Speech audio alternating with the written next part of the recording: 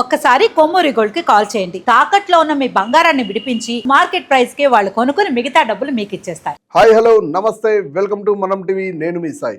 ప్రస్తుతం మన ముందు సీనియర్ జర్నలిస్ట్ కట్టా కార్తిక్ గారు ఉన్నారు. సార్తో మాట్లాడుతూ. అన్న నమస్తే. నమస్తే సాయి. నిన్న పేర్ని నాని గారు మాట్లాడుతూ వల్లభనేని వంశీకి ఏదైనా జరగరాంది జరిగితే ఎవరిని వదిలిపోయేది లేదని చెప్పి నిన్న ప్రెస్ మీట్ పెట్టి మాట్లాడారు. దీన్ని ఎలా చూడొచ్చు అంటారు? వల్లభనేని వంశీ వైసీపీ మాజీ ఎమ్మెల్యే గత ఫిబ్రవరిలో అరెస్ట్ అయ్యారు. అనేక కేసుల్లో జైలు జీవితాన్ని గడుపుతూ ఉన్నారు. ఒక కేసులో బెలిస్తే మరో కేసులో రిమాండ్లోకి వెళ్తూ ఉన్నారు. అయితే ఇప్పుడు ఈ వల్లభనేని వంశీ ప్రాణభయంలో ఉన్నాడు. అతనికి ఏదో జరగబోతుంది, అతనికి ఏదైనా జరిగితే అతన్ని చంపాలని ఈ ప్రభుత్వం చూస్తూ ఉంది. అలా చేస్తే ఈ ప్రభుత్వాన్ని టీడీపీ పార్టీని భూస్థాపితం చేస్తామని చెప్పేసి మాజీ మంత్రి వైసీపీ కీలక నేత పేర్ని నాని ప్రెస్ మీట్ పెట్టి మాట్లాడారు. అయితే దాని మీద ఇవాళ రాష్ట్ర మంత్రి కందులు దుర్గేశ్ ఒక కీలకమైన వ్యాఖ్యలు చేశారు. అసలు వైసీపీ నాయకుల్ని వైసీపీ చంపాలని చూస్తుంది. వైసీపీకి సంబంధించిన మాజీ ఎమ్మెల్యే ప్రాణానికి హాని తలపెట్టేసి ఆ నేరాన్ని ప్రభుత్వం మీదకి తొయ్యాలని చూస్తూ ఉంది. అంటే వల్లభనేని వంశీని ఏదో ఒకటి చేసేసి అతన్ని చంపేసి ఆ చావుని కూటమి ప్రభుత్వం మీదకి పోలీసుల మీదకి నెట్టేసి రాజకీయ పబ్బం గడుపుకోవాలని చూస్తుందని చాలా కీలకమైనటువంటి వ్యాఖ్యలు చేశారు ఇలా కందులు దుర్గేశ్ గారు. అంటే మొత్తంగా వల్లభనేని వంశీ ప్రాణం చుట్టూ రాజకీయం నడుస్తూ ఉంది. వల్లభనేని వంశీ అరెస్ట్ అయ్యాడు, జైల్లో ఉన్నాడు. అతను కొంత అనారోగ్య సమస్యలతో బాధపడుతున్నాడు, శ్వాస సంబంధిత వ్యాధులతో బాధపడుతున్నారు. ఇవాళ కూడా గుంటూరు జీజీహెచ్లో అడ్మిట్ అయ్యారు. ప్రభుత్వం కానీ వైద్యులు కానీ ఆయనకి సపరేట్ చేస్తూ ఉన్నారు, మంచి వైద్యాన్ని అందిస్తూ ఉన్నారు. అయితే ఈ టైంలో పేర్ని నాని చావు గురించి మాట్లాడటం ఏంటి? అసలు ఒక మాజీ మంత్రి అయ్యుండి అలా మాట్లాడొచ్చా? ఇలా ఏం చెప్పదలుచుకుంది వైసీపీ పార్టీ? వైసీపీ కార్యకర్తలకు కానీ వల్లభనేని వంశీ అభిమానులకు కానీ ఆయన కుటుంబ సభ్యులకు కానీ వల్లభనేని వంశీ చనిపోతున్నాడు అని చెప్పదలుచుకుందా? ఒకవేళ చనిపోయే స్టేజ్లో ఉన్న వాళ్ళని కూడా, ఐసీయూలో ఉన్న వాళ్ళని కూడా అలా చెప్పరు. కానీ పేర్ని నాని ప్రెస్ మీట్ పెట్టి ఒక మాజీ మంత్రి అయ్యండి అలా మాట్లాడటం, ఒక రాజకీయ నాయకుడిగా ఒక మాజీ మంత్రిగా ఆయన తగ్గట్టు, ఆయన స్థాయికి తగ్గట్టు అది మాట్లాడటం కాదు. అది అవును. అంటే ఇక్కడే చాలామందికి అనుమానాలు వస్తున్నాయి. అదే అనుమానం కందులు దుర్గేష్కి సహజంగా ఈ అనుమానాలు రావడానికి కూడా కొన్ని కీలకమైన అంశాలు మీకు చెప్పే ప్రయత్నం చేస్తా. అసలు వైసీపీ పార్టీ ఎక్కడ పుట్టింది? స్టార్టింగ్ ఎక్కడ? ఉమ్మడి రాష్ట్ర ముఖ్యమంత్రిగా ఉన్నటువంటి దివంగత నేత రాజశేఖర్ రెడ్డి గారు దురదృష్టం కొద్దీ ప్రమాదం కొద్దీ చనిపోయారు. దురదృష్టం అది. చనిపోయిన తర్వాత ఆ సీఎం పదవి జగన్మోహన్ రెడ్డి గారికి ఇవ్వాలి అనేటువంటిది ఆ రోజు చాలామంది జగన్మోహన్ రెడ్డి గారు అభిమానులుగా ఉన్నటువంటి ఎమ్మెల్యేల డిమాండ్. సంతకాల సేకరణ కూడా జరిగింది. కానీ కాంగ్రెస్ పార్టీ అధిష్టానం ఇతను ఎంపీగా ఉన్న వ్యక్తి, ఎమ్మెల్యే కాదు, ఫ్యూచర్ కూడా ఉంది, యంగ్ ఫెలో కదా, ఇప్పటికిప్పుడు ఇతనికి ముఖ్యమంత్రి పదవి ఎందుకు? ఈ పార్టీలో సీనియర్లు చాలా కాలం నుంచి పార్టీకి సర్వీస్ చేస్తున్న వాళ్ళు చాలామంది ఉన్నారు కదా, వాళ్ళకి ఇప్పుడు ఇద్దాం, కొన్నాళ్ళ తర్వాత జగన్మోహన్ రెడ్డి గారికి ఇద్దాం అని చెప్పారు. లేదు ఇమీడియట్గా జగన్మోహన్ రెడ్డి గారికే సీఎం పదవి ఇవ్వాలని చెప్పేసి ఆ రోజు డిమాండ్ మేరకు అది ఇవ్వని ఫలితంగా కాంగ్రెస్ పార్టీ జగన్మోహన్ రెడ్డి గారికి ముఖ్యమంత్రి పదవి ఇవ్వని కారణంగా రాజశేఖర్ రెడ్డి గారి సానుభూతిని అడ్డం పెట్టుకొని ఒక కొత్త రాజకీయ పార్టీకి తెరలేపారు జగన్మోహన్ రెడ్డి గారు. ఆ రోజుల్లో ఓదార్పు యాత్ర చేశారు. తర్వాత జగన్మోహన్ రెడ్డి గారు అక్రమాస్తుల కేసులో అరెస్ట్ అయ్యారు. దాన్ని కూడా సానుభూతిగా మార్చడం కోసం ఆ రోజు రాజశేఖర రెడ్డి గారు సతీమణి, రాజకీయాలతో ఏమాత్రం అనుభవం లేనటువంటి విజయమ్మ కానీ, జగన్మోహన్ రెడ్డి గారి చెల్లి షర్మిల కానీ వాళ్ళు కూడా జనంలోకి వచ్చేసి జగన్మోహన్ రెడ్డి తరఫున మాట్లాడే ప్రయత్నం, సానుభూతిని పెంచే ప్రయత్నం చేశారు. ఈవెందో ఆ చెల్లి షర్మిల కానీ తల్లి విజయం కానీ ఇవాళ జగన్మోహన్ రెడ్డితో లేరు. ఆ రోజు జగన్మోహన్ రెడ్డి కోసం చాలా కష్టపడ్డారు. అవును.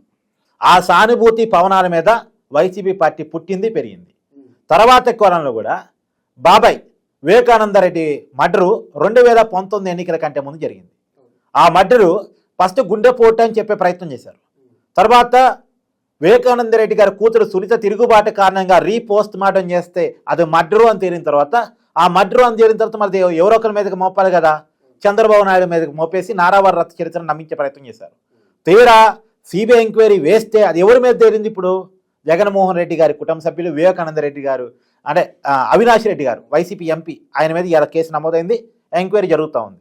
జగన్మోహన్ రెడ్డి గారి హస్తం కూడా ఉంది అన్నటువంటి చర్చ కూడా నడుస్తూ ఉంది. అంటే తిరిగి వాళ్ళ మీదకే వివేకానంద రెడ్డి గారు మాట వెళ్ళింది. కానీ వివేకానంద రెడ్డి గారు మాటను అడ్డం పెట్టుకొని, ఆ సానుభూతిని అడ్డం పెట్టుకొని ఆ రోజు ఎన్నికల్లో లబ్ధి పొందారు జగన్మోహన్ రెడ్డి గారు. అంటే శవాలతో రాజకీయం చేయటం, శవ రాజకీయాలు చేయటం, సానుభూతి రాజకీయాలు చేయటం వైసీపీకి వెనతో పెట్టిన విద్య. కాబట్టి శవ రాజకీయం, సానుభూతి రాజకీయం వైసీపీకి కలిసి వస్తుంది. కాబట్టి పార్టీ పెట్టిందే సానుభూతి మీద, పార్టీ పెరిగిందే సానుభూతి మీద, అధికారం వచ్చిందే సానుభూతి మీద. కాబట్టి ఈ సానుభూతిని ఈసారి ఎలా లగరించాలి, ఇప్పుడు సానుభూతి మిస్ అవుతుంది. పోయినసారి ఎన్నికల్లో ఎందుకు ఓడిపోయామని వైసీపీ రివ్యూ చేసుకుంటే సానుభూతి లేదు. 2014లో 67 స్థానాలు వచ్చాయంటే సానుభూతి ఉంది, రాజశేఖర రెడ్డి గారి సానుభూతి. 2019లో ఎందుకు అధికారం వచ్చారంటే అక్కడ సానుభూతి ఉంది. వివేకానంద రెడ్డి గారి మర్డర్ కావచ్చు, జగన్మోహన్ రెడ్డి గారి మీద జరిగిన కోడికత్తి సీన్ కావచ్చు, దీనివల్ల సానుభూతి వచ్చింది. మరి 2024 ఎన్నికల్లో ఎందుకు ఓడిపోయామంటే సానుభూతి ఏమీ లేదు, గురకరాయి చేసాం కానీ నమ్మలేదు జనం. కాబట్టి ఇప్పుడు నమ్మించడానికి ఏదో సానుభూతి అస్త్రం కావాలి. అందుకని జగన్మోహన్ రెడ్డి గారు చూడు, జనంలోకి వచ్చినా రాకపోయినా, ఏ ఇష్యూని పట్టించుకున్నా పట్టించుకోకపోయినా, ఈవెన్ కోడానాని హాస్పిటల్లో ఉన్నాడు, సర్జరీ చేయించుకున్నాడు అన్నా కానీ, ఎందుకంటే వాళ్ళ పార్టీకి సంబంధించిన మాజీ మంత్రి, అతను చూడటానికి కూడా పోడు. కానీ ఏదైనా శవం కనపడితే మాత్రం జగన్మోహన్ రెడ్డి గారు ఖచ్చితంగా పోతారు.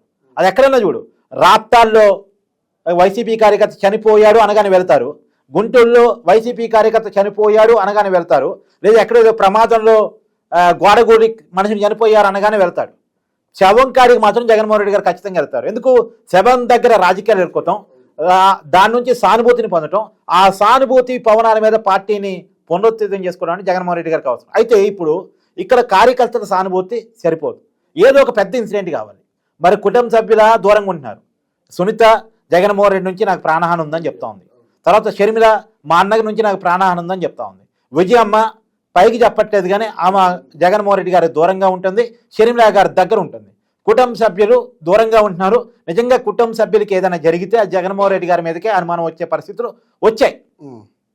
ఎందుకంటే వాళ్ళే డైరెక్ట్గా చెప్తున్నారు కాబట్టి ఇప్పుడు వాళ్ళకి ఏదైనా జరిగితే అది జగన్మోహన్ రెడ్డి గారి మీదకి వచ్చింది. కాబట్టి వాళ్ళని ఏమీ చేసే పరిస్థితి, వాళ్ళని ముట్టుకునే పరిస్థితి లేదు. మరి ఎవరిని ముట్టుకోవాలి? తన పార్టీకి సంబంధించిన ఒక మాజీ ఎమ్మెల్యేనో ఇంకొకరిని ముట్టుకొని వాళ్ళని ఏదైనా చేసి ఆ నేరాన్ని ప్రభుత్వం మీద దోసేస్తే, ఇప్పుడు ఎందుకు? వల్లభనేని వంశీ ప్రభుత్వ ఆధీనంలో ఉన్నాడు, పోలీసుల ఆధీనంలో ఉన్నాడు, జైల్లో ఉన్నాడు.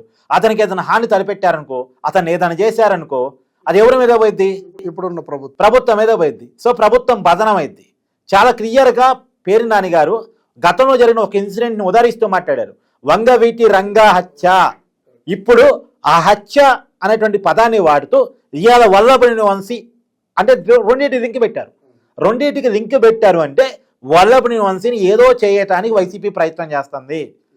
వల్లభనేని వంశీని ఏదో ఒకటి చేసేసి అది ప్రభుత్వం మీద, అంటే జైల్లో ఉన్న వాళ్ళని చంపుతారా? మరి చంపే అవకాశం ఉంటుందా అంటే ఒకసారి చరిత్ర వెళ్దాం. చరిత్ర వెళ్ళినప్పుడు గతంలో పరిటాల రవిని చంపినటువంటి మొదసీని కానీ, మొదసీని ఎంకరేజ్ చేసినటువంటి మధ్య సూరి కానీ వాళ్ళందరూ కూడా చనిపోయారు. చంపింది ఎవరు? మొదసీని ఏకంగా జైల్లో ఉండగా చనిపోయాడు. సాక్ష్యాలు లేకుండా పరిటాల రవి గారు హత్య కేసులో సాక్ష్యాలు లేకుండా ఉండటం కోసం జైల్లో ఉన్న వ్యక్తిని కూడా చంపిన చరిత్రలు ఉన్నాయి. అది ఒకటి. తర్వాత వివేకానంద రెడ్డి గారి మర్డర్ చూడు.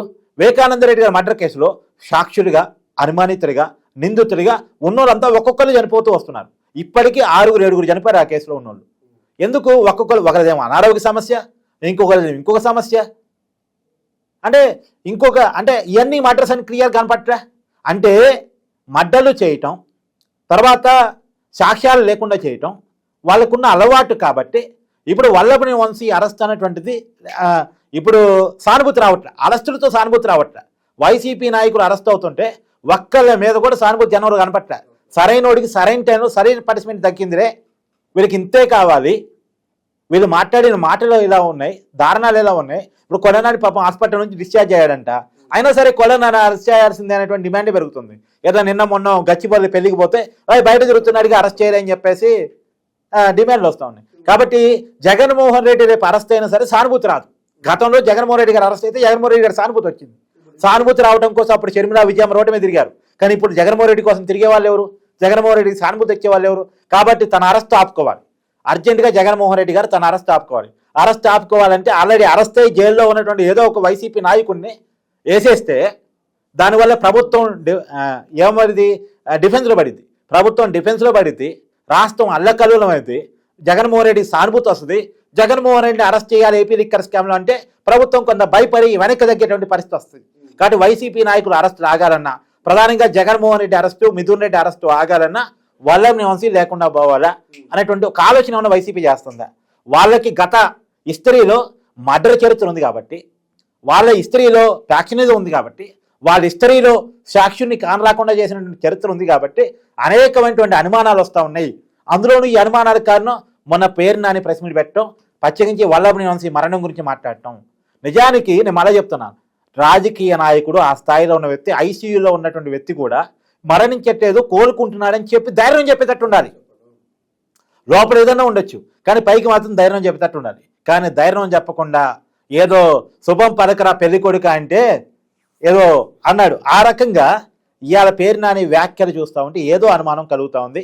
వైసీపీ చరిత్ర, జగన్మోహన్ రెడ్డి గారి ఫ్యాక్షనిస్ట్ చరిత్రలో కూడా ఇవన్నీ ఇన్సిడెంట్స్ ఉన్నాయి కాబట్టి కొన్ని అనుమానాలు లేవనొస్తూ ఉంది కూటమి ప్రభుత్వం కానీ, కందులు దుర్గేష్ లాంటి మంత్రి కానీ. ఇంత జరుగుతున్న జగన్మోహన్ రెడ్డికి తెలియకుండానే జరుగుతుందా? అంటే ఇంత పార్టీకి డ్యామేజ్ అవుతున్నా జగన్మోహన్ రెడ్డి ఎందుకు ఇంతవరకు బయటకు రావట్లేదు? అసలు ఏం డ్యామేజ్ అవుతుంది అంటే అరెస్టులు, ఈ డ్యామేజ్ నుంచి కాపాడుకోవడానికే కదా వల్లభనేని వంశీ లాంటి వ్యక్తిని ఏదైనా చేయాలా అన్నటువంటి ఒక ఆలోచన ఎక్కడి నుంచి వస్తుంది?